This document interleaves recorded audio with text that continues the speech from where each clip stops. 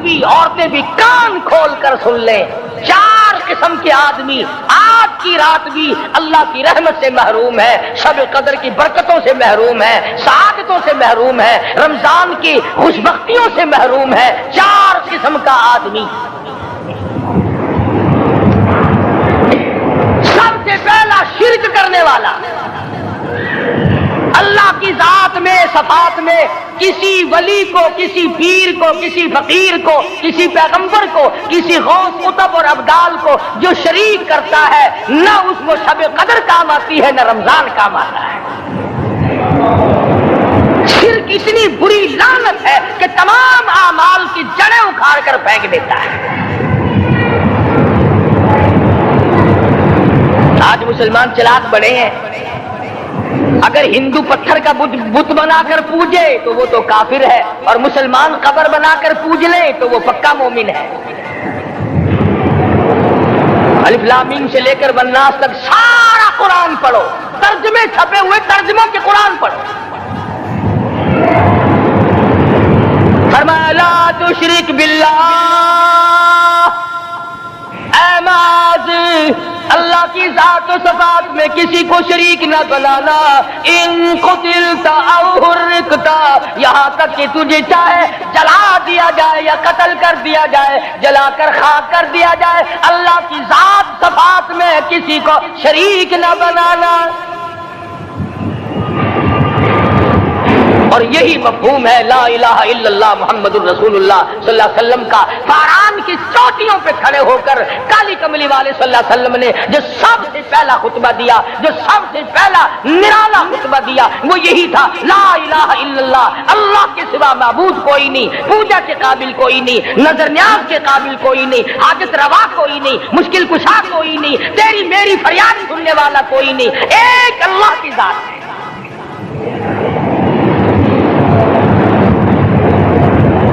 آج تو لوگ درختوں کی پوجا الگ کرتے ہیں، پانی کی پوجا الگ کرتے ہیں، قبروں کی پوجا الگ کرتے ہیں، اور پھر مومن کے مومن ہیں۔ تو 4 قسم کے آدمی اس رات میں جو اللہ کی رحمت سے محروم ہے۔ سب سے پہلا شرک کرنے والا، دوسرے نمبر پہ جس کے گھر میں کتا ہو یا خنزیر ہو، شوقیہ کتا یا خنزیر پال رکھا ہو۔ تیسرے نمبر پر وہ مرد عورت جو بدکاری بدماشی کر کے بے غسلے پڑے ہو، اس گھر میں جبریل یا کوئی رحمت کا فرشتہ آج دریائے کرم بہ رہا ہے پھر بھی نہیں جاتے۔ اور چوتھے نمبر والا جو مسئلہ ہے، اس میں ایسا معلوم ہوتا ہے کہ ہمارے کسی کے گھر میں بھی فرشتے نہیں جائیں گے۔ اب پہلے 3 نمبروں میں تو آپ خوش ہو گئے ہوں گے کہ الحمدللہ کافی سارے لوگ ہیں جو شرک نہیں کرتے یا کتا خنزیر نہیں پالتے، الحمدللہ نیک لوگ ہیں، اچھی نسل ہے، شرافت والے ہیں، بدکاری بدماشی زنا بھی نہیں کرتے۔ مگر چوتھا جرم ایسا ہے کہ وہ عام لوگ کرتے ہیں اور عام گھر محروم رہ جاتے ہیں، اور وہ ہے شوقیہ تصویر گھر میں رکھنا۔ ایک لڑکا اٹھتا ہے گھر میں، کبھی کسی کی تصویر لگا لیتا ہے، کبھی کسی کی تصویر لگا لیتا ہے۔ ایک لڑکے نے جو حرکت کی سارا گھر محروم ہو گیا اللہ کی رحمت سے۔ شب قدر والی رات میں، لیلۃ القدر کی رات میں، نجات والی رات میں، کامیابی والی رات میں، رستگاری والی رات میں، اللہ کی رحمت والی رات میں، بخشش والی رات میں، آج کی رات میں اللہ پاک کروڑوں آدمیوں کو دوزخ سے نکال کر جنت کا داخلہ عطا فرمائیں گے۔ یہ 4 قسم کے آدمی پھر بھی محروم ہیں۔ اپنے آپ کو بچانے کی کوشش کرو، عام رحمت برسے پھر بھی اگر محروم رہ جائے کتنی بری بات ہے۔ امام فخر الدین رازی رحمت اللہ علیہ نے لکھا ہے کہ شب قدر کی عبادت اگر ایک رات کسی کو مل جائے تو 83 سال 4 مہینے مستقل عبادت میں گزارنے کا ثواب ملتا ہے۔ اسی کو فرمایا انا انزلناہ فی لیلۃ القدر وما ادراک ما لیلۃ القدر۔ یہ وہ برکت والی رات ہے، یہ وہ رحمت والی رات ہے، اور لوگوں مانگنے والی رات ہے، جھولی پھیلانے والی رات ہے، بگڑی بنوانے والی رات ہے، اجڑوں کو بسانے والی رات ہے، بچڑوں کو ملانے والی رات ہے، اللہ کا دروازہ کھٹکھٹانے والی رات ہے، اللہ کے آسمان کی طرف سے آوازیں آتی ہیں، مانگو کیا مانگتے ہو، وہ رات ہے۔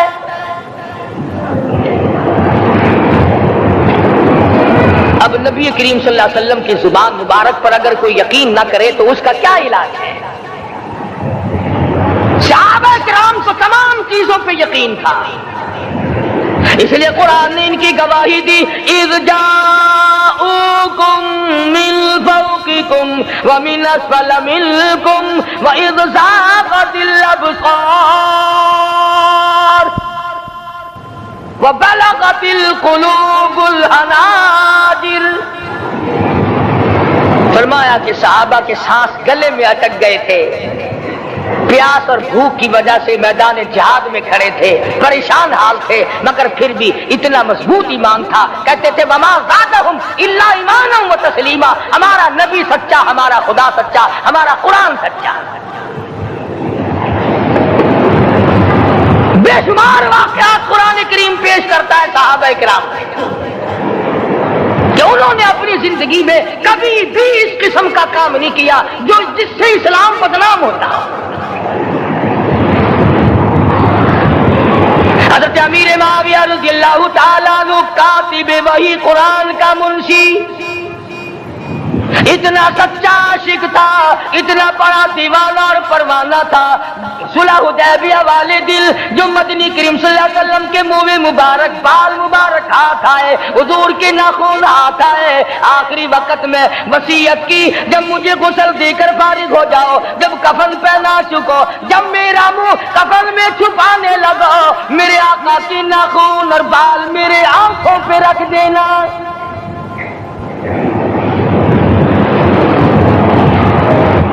اس قدر جذبہ تھا ان حضرات میں، اور نماز کبھی کسی صحابی نے قضا نہیں کی۔ آج کا مسلمان تو کسی معاملے میں بھی نہیں ڈرتا، حضور صلی اللہ علیہ وسلم نے مقروض میت کی نماز جنازہ کبھی نہیں پڑھائی۔ آج جس نے کسی کا قرضہ دینا ہو وہ پرواہ ہی نہیں کرتا، نہ موت سے ڈرتا ہے، نہ قبر سے ڈرتا ہے، نہ حشر سے ڈرتا ہے، نہ اللہ کے عذاب سے ڈرتا ہے۔ جب بھی کوئی مر جاتا حضور اکرم صلی اللہ علیہ وسلم تشریف لاتے، پہلے پوچھتے اس کے ذمے کسی کا قرضہ تو نہیں، یا کوئی ضامن بنتا، اور یا خود حضور صلی اللہ علیہ وسلم فرماتے کہ میں قرضہ ادا کروں گا، پھر آپ جنازے کی نماز پڑھایا کرتے۔ اتنے بڑے جذبے کے مالک تھے صحابہ اکرام کہ انہوں نے کسی موڑ پہ بھی حضور صلی اللہ علیہ وسلم کو یوں خالی نہ چھوڑا، تنہا نہ چھوڑا، آپ کے ساتھ نہ چھوڑا، قرآن کریم کے حکموں کی کبھی بھی خلاف ورزی نہ کی۔ یہی وجہ تھی کہ اللہ پاک نے ان کو پوری دنیا کا مالک بنایا، کابل سے لے کر طرابلس تک کا علاقہ صحابہ کرام نے تمہیں فتح کر کے دیا۔ اور ظالم مسلمانوں، آج صحابہ نے جو علاقے تمہیں فتح کر کے دیے تھے، آج وہاں کفر دندنا رہا ہے۔ تم نے کفر کے جھنڈے لہرائے، تم نے کفر کے حوالے کیا مسلمانوں، اور پھر تان صحابہ پہ کرتے ہو۔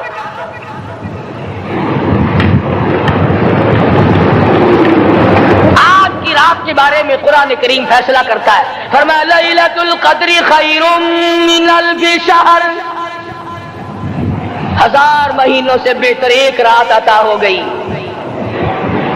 اللہ کے لاڈلے نبی حضرت محمد الرسول اللہ سب کہہ جو صلی اللہ علیہ وسلم کو رنج ہوا، میری امت کی عمریں کم ہے، پہلی امتوں کے لوگ بازی لے جائیں گے، ان کی نیکیاں بڑھ جائیں گی۔ اللہ پاک نے فرمایا میرے محبوب غمزدہ نہ ہو، پریشان نہ ہو، میں نے تیری امت کو ایک رات ایسی دے دی جو 1000 مہینوں سے بہتر ہے۔ مگر آج کی رات میں کون سے سینما بند ہو گئے، آج کی رات میں لوگوں نے کون سا جوا کھیلنا چھوڑ دیا، آج کی رات میں کون سے لوگوں نے روزے رکھ کر عبادت میں نیت باندھ لی۔ الحمدللہ نیکی کرنے والوں کی بھی کمی نہیں، مگر بغاوت کرنے والوں کی بھی تختے زمین پہ کمی نہیں۔ خدا کہتا ہاں مانگو کیا مانگتے ہو؟ ہم کہتے نہیں ہمیں ضرورت ہی نہیں۔ فرمایا تنزل الملائکۃ والروح فیہا بإذن ربہم من کل امر سلام۔ جبریل آسمان سے آئے، کروڑوں لاکھوں فرشتے آئے، عرش عظیم کو چھوڑ کر فرشتے تیری عبادت کو دیکھنے آئے، بیت المعمور کی عبادت کو چھوڑ کر فرشتے تیری دعا پہ آمین کہنے آئے، تو سویا ہوا ہے۔ ایک ہی فکر ہے کہ مجھے عید کے لیے جوتے لانے ہیں، کپڑے سلوانے ہیں، فلاں چیز کرنی، اور یہ فکر نہیں کہ ایسا نہ ہو اگر رمضان میں میری نجات نہ ہوئی تو میں مارا جاؤں گا۔ اس کی ذات بڑی بے نیاز ہے، وہ جب کسی کو نوازتا ہے تو یوں ہی نوازتا ہے۔ اللہ اکبر۔ ساری ساری رات رونے والے لوگ، فرمایا والذین یبیتون لربہم سجدا وقیاما، وہ لوگ کامیاب ہیں جن کی راتیں سجدوں میں بیت گئی۔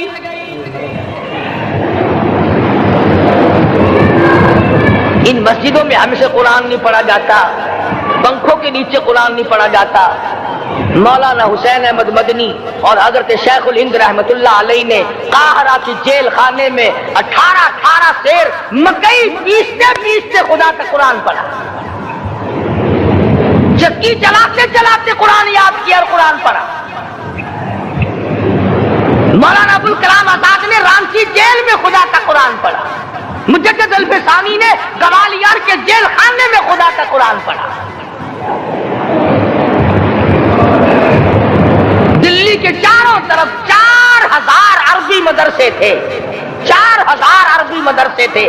انگریز سے مقابلہ کیا علماء نے، اللہ والوں نے، کفر کے سامنے سر جھکایا نہیں، کفر کے سامنے ڈرے نہیں، مرعوب نہیں ہوئے، مغلوب نہیں ہوئے۔ 4000 مدرسوں میں سے دلی سے مراد آباد تک، دلی سے پانی پت تک، دلی سے لے کر غازی آباد تک، چاروں طرف کے علاقے میں کوئی درخت ایسا نہ تھا جس پہ کسی عالم دین کی لاش نہ لگی۔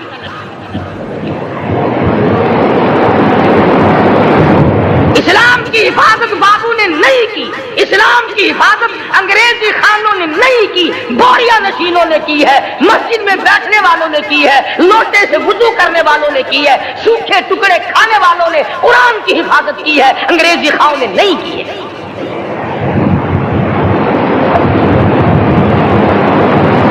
مولانا جعفر تھنیسری رحمت اللہ علیہ، مولانا حمید اللہ، مولانا یحییٰ صورت والے، 3 عالم دین کو پکڑا ہے انگریز نے۔ کالے پانی میں جاؤ، کئی میل لمبا چوڑا قبرستان جا کے وہاں دیکھو گے، اور ان کی قبروں کے پاس کھڑے ہو کے پوچھنا تم یہاں کیوں آئے تھے، خدا کی قسم سارے تمہیں جواب دیں گے ہم اپنی قوم کے ساتھ وفاداری کرتے ہوئے آئے ہیں۔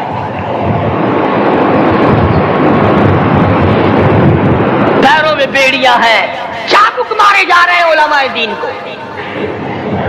امبالے کی جیل میں روزانہ پٹائی ہوتی، روزانہ مارا جاتا ہے۔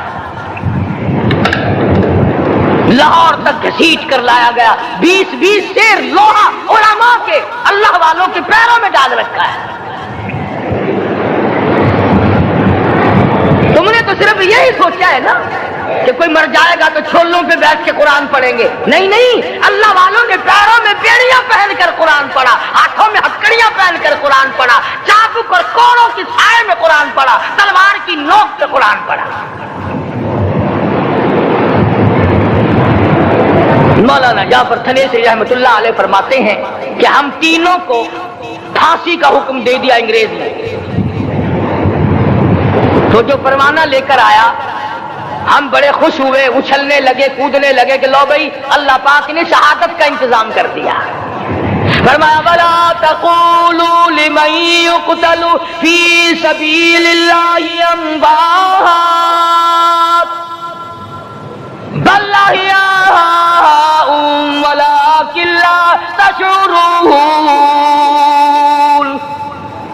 جو میری راہ میں مارا گیا، جو میرے نام پہ مارا گیا، اسے تم مردہ نہ کہو، اس کی زندگی کی تم تمیز کر ہی نہیں سکتے۔ میرے نام پہ مرنے والا، میرے قرآن پہ مرنے والا، میرے دین پہ مرنے والا اور میرے نام پہ سر کٹانے والا۔ حدیث میں آتا ہے قیامت کا میدان ہوگا، شہیدوں کی جماعتیں آئیں گی، اللہ پاک شہداء کو فرمائیں گے جاؤ ہم نے تمہیں جنت دے دی، شہید کھڑے ہیں۔ آواز آئے گی جاؤ ہم نے تمہیں حوریں دے دی، شہید کھڑے ہیں۔ آواز آئے گی جاؤ ہم نے تمہیں سرخ یاقوت کے مکان دے دیے، شہید کھڑے ہیں۔ جاؤ ہم نے تمہیں سبز یاقوت کے مکان دے دیے، شہید کھڑے ہیں۔ جاؤ ہم نے تمہیں سونے چاندی کی اینٹوں والے مکان دے دیے، شہداء کھڑے ہیں۔ جاؤ ہم نے تمہیں مشک و عنبر زعفران کے گارے کے بنے ہوئے مکان دے دیے، شہید کھڑے ہیں۔ اللہ پوچھے گا مانگو کیا مانگتے ہو؟ عرض کہیں گے الہی جنت نہیں چاہیے، حور نہیں چاہیے، جنت اور شہد اور دودھ کی نہریں نہیں چاہیے، تیرے نام پہ سر کٹانے میں جو مزہ آیا وہ جنت میں کہا ایک مرتبہ اور پیدا کر دے، پھر تیرے نام پر تیرا نام لوں، چھری چلے تیرے نام پہ بار بار ذبح ہونے میں جو مزہ آیا، ہم تو صرف وہی مانگتے ہیں۔ اور خود سرکار مدینہ سب کہہ دو صلی اللہ علیہ وسلم نے فرمایا کہ مجھے اللہ کی راہ میں 100 مرتبہ ذبح کیا جائے، 100 مرتبہ زندہ کیا جائے، میں پھر بھی لا الہ الا اللہ محمد الرسول اللہ کی توحید کی تبلیغ سے میں پیچھے نہیں ہٹوں گا۔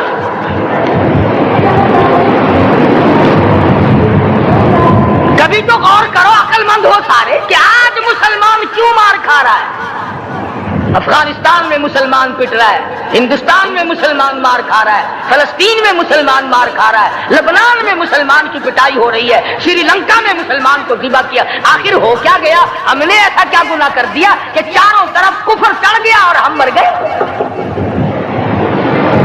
تم نے قرآن چھوڑا، اللہ نے اپنی رحمت کی چادر اتاری، اللہ نے ساتھ چھوڑ دیا، اللہ نے نصرت کرنی چھوڑ دی۔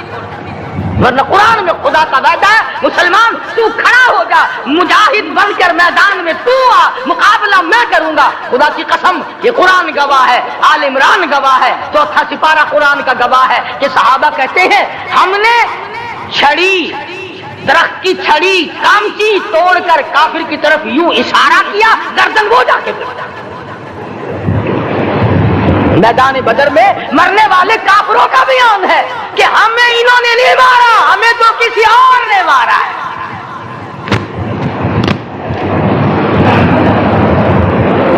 ایک دن مکہ مکرمہ میں امیہ ابن خلف اپنے گھوڑے کو پانی پلا رہا ہے۔ اللہ پاک بیت اللہ کی ہر مسلمان کو زیارت نصیب فرمائے۔ حضور صلی اللہ علیہ وسلم نے پوچھا کیا کر رہا ہے؟ کہنے لگا گھوڑے کو پانی پلا رہا ہوں، تیار کر رہا ہوں گھوڑا، نعوذ باللہ اس پہ چڑھ کر تجھے قتل کروں گا۔ کس کو کہتا ہے؟ محمد عربی صلی اللہ علیہ وسلم کو دھمکی دیتا ہے، مکے کا چودھری، مکے کا سردار، مکے کا ایک رئیس امیہ بن خلف سرکار دو جہاں حضرت محمد الرسول اللہ صلی اللہ علیہ وسلم کو دھمکی دیتا ہے میں اس گھوڑے پہ چڑھ کر تجھے قتل کروں گا۔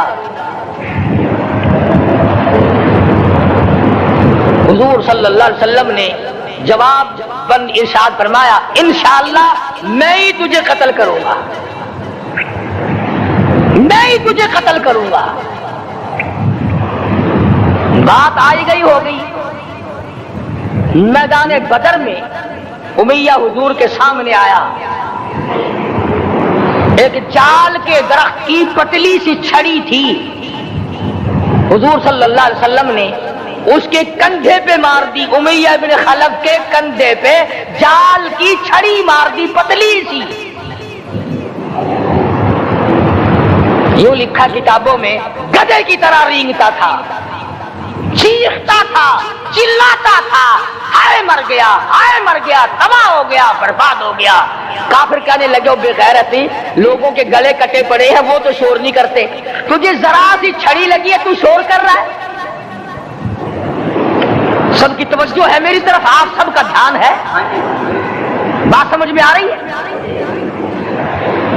امیہ کو کافروں نے غیرت دلائی، وہ کہنے لگے شرم کر، شور مٹا رہا، گدھے کی طرح رینگ رہا ہے، بازو کٹے پڑے ہیں، گلے کٹے پڑے ہیں، وہ تو اس طرح کا شور کرتے نہیں، تجھے کیا ہوا؟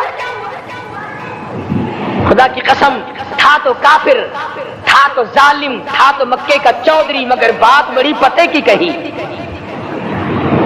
بات بڑی پتے کی کہی۔ کہنے لگا مجھے غیرت دلانے والوں، کسی کو بلال نے مارا، کسی کو فاروق نے مارا، کسی کو صدیق نے مارا، کسی کو طلحہ زبیر نے مارا، کسی کو عبد الرحمن بن عوف نے مارا، کسی کو علی مرتضی نے مارا، تمہیں کیا معلوم ہے مجھے مدینے والی سرکار نے مارا ہے؟ اور کہنے لگا اگر میرا دکھ سارے مکے پہ تقسیم کر دو، جتنی تکلیف مجھے ہو رہی ہے اگر میری تکلیف کو سارے عرب پہ تقسیم کر دو، امیہ کہتا ہے تمہارے جگر پھٹ جائیں گے، تم تباہ ہو جاؤ گے۔ مجھے اتنی تکلیف ہو رہی ہے کہ مجھے حضور کے ہاتھ سے چھڑی لگی ہے، میں حضور کا مارا ہوا ہوں۔ کافر کو تو پتہ چل گیا کہ مجھے چھڑی کس کے ہاتھ سے لگی ہے۔ کبھی ہم نے بھی سوچا کہ اگر قیامت کے دن حضور صلی اللہ علیہ وسلم نے ہمیں جواب دے دیا تو ہم کہاں جائیں گے اور ہمارے لیے کون سا راستہ بنے گا؟ فرمایا تنزل الملائکۃ والروح، آسمان سے فرشتے اترتے ہیں اسی رات میں تمہاری دعاؤں پہ آمین کہنے کے لیے، تمہارے آنسوؤں کو دیکھنے کے لیے۔ حدیث میں آتا ہے جہنم کے انگاروں کو سمندر کا پانی نہیں بجھا سکتا، دریا کا پانی نہیں بجھا سکتا، ندی نالوں کا پانی نہیں بجھا سکتا، آنکھوں کا پانی بجھا سکتا ہے۔ جہنم کے انگاروں کو چند آنکھوں کا پانی بجھا سکتا ہے، جو خدا کے خوف سے آنسو نکلے گا اس سے جہنم کی آگ بجھ جاتی ہے۔ فرمایا اس رات میں اترتے ہیں فرشتے تمہاری عبادات کو دیکھنے کے لیے، اور خود اللہ جل شانہ آسمان دنیا پر نزول اجلال فرماتے ہیں اور آواز لگاتے ہیں میرے بندو اپنی مصیبتوں کا سوال کرو، میں آج پورا کروں۔ تو تین جن کی سمجھ میں آیا میں ان کی بات کر رہا تھا، مولانا جعفر سنیسری رحمت اللہ علیہ، اور یہ تینوں بزرگ خوش ہو گئے، اللہ پاک نے شہادت کا انتظام کر دیا۔